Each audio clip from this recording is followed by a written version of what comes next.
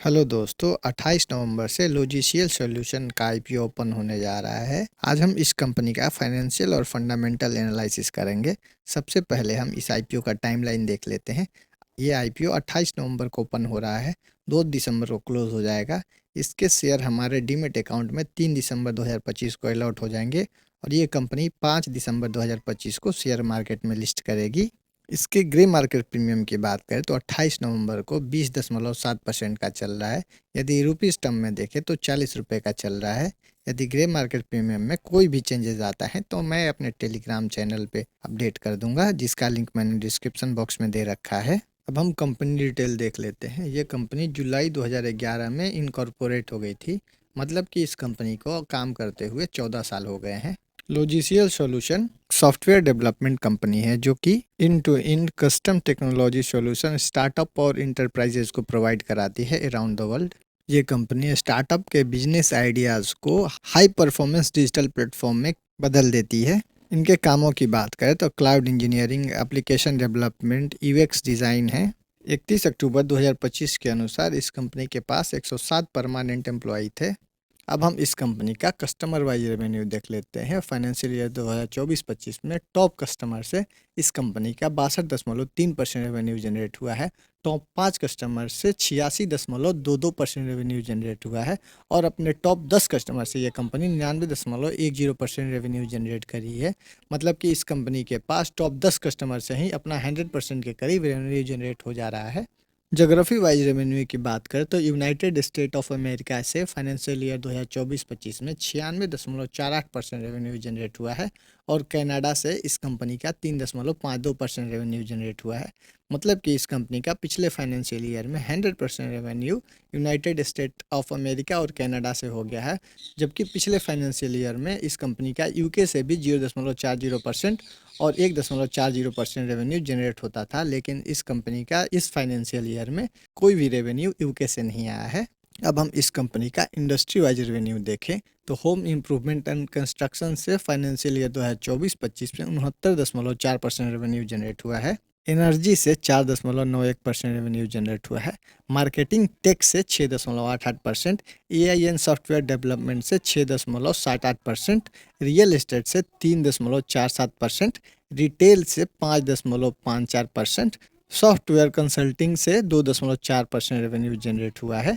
एआईएन software development से financial 2024-25 के अलावा 23-24 या 22-23 में कोई भी रेवेन्यू जनरेट नहीं हुआ था। मतलब कि ये कंपनी एआईएन सॉफ्टवेयर डेवलपमेंट में काम कर रही है, जिससे कि इसका रेवेन्यू आना चालू हो गया है। इस कंपनी के लिए ये पॉजिटिव चीज़ है। अब हम इस कंपनी का फाइनेंशियल देख लेते हैं। हमारे पास फाइनेंशियल ईयर 2022-23, 23-24, 24-25 का फाइनेंशियल ईयर का डेटा है और करंट फाइनेंशियल ईयर में 30 सितंबर 2025 तक का डेटा है। एसेट्स की बात करें तो 8.5 करोड़ से बढ़ के 3.49 करोड़ हो गया है। टोटल इनकम यानी रेवेन्यू की बात करें, जो कि फाइनेंशियल ईयर 2023 में 14 करोड़ का था, जो अभी फाइनेंशियल ईयर 2024-25 में 21.2 करोड़ का हो गया है। प्रॉफिट आफ्टर टैक्स की बात करें तो 1.34 करोड़ से बढ़ के 5.47 करोड़ हो गया है। इबिडा की बात करें तो 2.52 से बढ़ के 8.14 हो गया है। नेटवर्थ की बात करें तो इस कंपनी का फाइनेंशियल ईयर 2023 में 5.69 करोड़ का था, जो भी करंट फाइनेंशियल ईयर में यानी कि 30 सितंबर 2025 के अनुसार 27.28 करोड़ हो गया है। रिजर्व की बात करें तो इस कंपनी का 5.68 करोड़ से बढ़ के करंट फाइनेंशियल ईयर में 21.5 करोड़ का हो गया है। टोटल बोरोइंग देख लें तो फाइनेंशियल ईयर 2023 में 52 लाख का था, जो भी इस करंट फाइनेंशियल ईयर की बात करें तो कोई भी बोरोइंग हमें नज़र नहीं आ रहा है, जो कि एक पॉजिटिव चीज़ मान सकते हैं इस कंपनी के लिए। इस कंपनी का मार्केट कैपिटलाइजेशन देखें तो 144 करोड़ का होगा। आरओई की बात करें तो 32.8% का है। आरओसी 31.95% का है।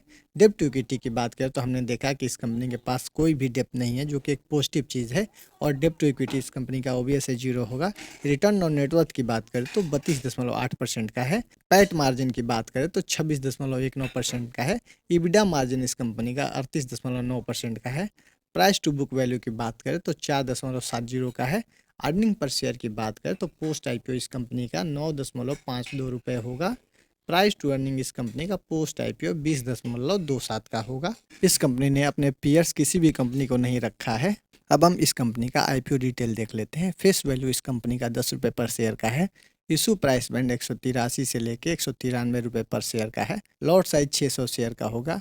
सेल टाइप की बात करें तो फ्रेश इशू और ऑफर फॉर सेल दोनों ही हैं। टोटल इशू साइज इस कंपनी का 39.90 करोड़ का होगा।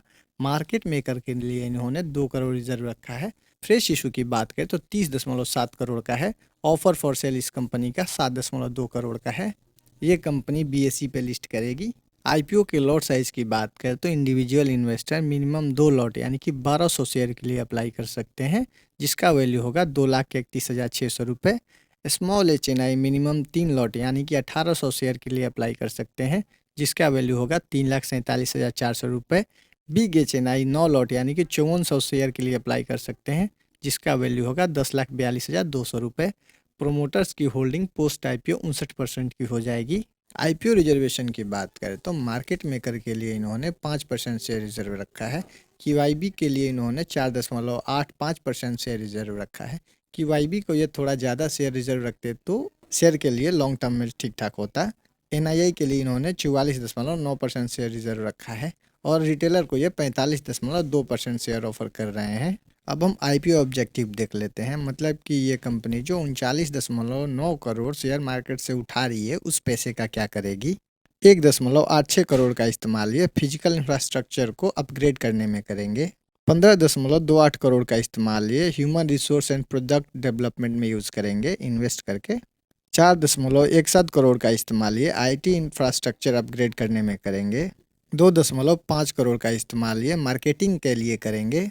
बाकी बचे पैसे का इस्तेमाल ये जनरल कॉर्पोरेट पर्पस में करेंगे। कंक्लूजन देखने से पहले आपके फैमिली मेम्बर में किसी को भी फ्री में डीमैट अकाउंट जीरोधा या ग्रो में खुलवाना है तो उसका लिंक मैंने डिस्क्रिप्शन बॉक्स में दे रखा है। उस लिंक का इस्तेमाल करके फ्री में आप डीमैट अकाउंट खुलवा सकते हैं। इस कंपनी का ग्रे मार्केट प्रीमियम 20% का चल रहा है, मतलब लिस्टिंग गेन के आसार हैं। एसेट्स इस कंपनी का देखें तो साल दर साल बढ़ा है। ROE और ROC इस कंपनी का 30 से ज़्यादा था, जो कि एक पॉजिटिव चीज़ है। 25 से ज़्यादा को हम एक सेफ मानते हैं। डेब्ट टू इक्विटी इस कंपनी का 0 का था, जो कि एक फर्दर पॉजिटिव चीज़ है। ये डेब्ट फ्री कंपनी है। प्राइस टू अर्निंग इस कंपनी का 20 का था, जो कि एक ठीक ठाक हम मानते हैं। 15 से 20 प्राइस टू अर्निंग कंपनी के लिए ठीक ठाक होता है। QIB के लिए इन्होंने कम पोर्शन रिजर्व रखा है शेयर, जो कि शेयर प्राइस के फ्यूचर स्टेबिलिटी के लिए थोड़ा ठीक ठाक चीज़ नहीं है। इनको ज़्यादा QIB पोर्शन देना चाहिए था। क्यू जनरेशन से जो पैसे आएंगे ये कंपनी अपने फ्यूचर प्रोस्पेक्टिव के हिसाब से यूज़ कर रही है, जो कि इस कंपनी के फ्यूचर के लिए पॉजिटिव चीज़ है। ये कंपनी फाइनेंशियली और फंडामेंटली ओके लगी, लेकिन आपको अप्लाई करने का डिसीजन अपना रिस्क और एनालिसिस करके करना है। इस वीडियो में कोई भी बाई और सेल का रिकमेंडेशन नहीं था। यदि ये आपको वीडियो अच्छा लगे तो प्लीज़ लाइक और सब्सक्राइब कर दें, अपने दोस्तों के साथ शेयर भी कर दें। Thank you.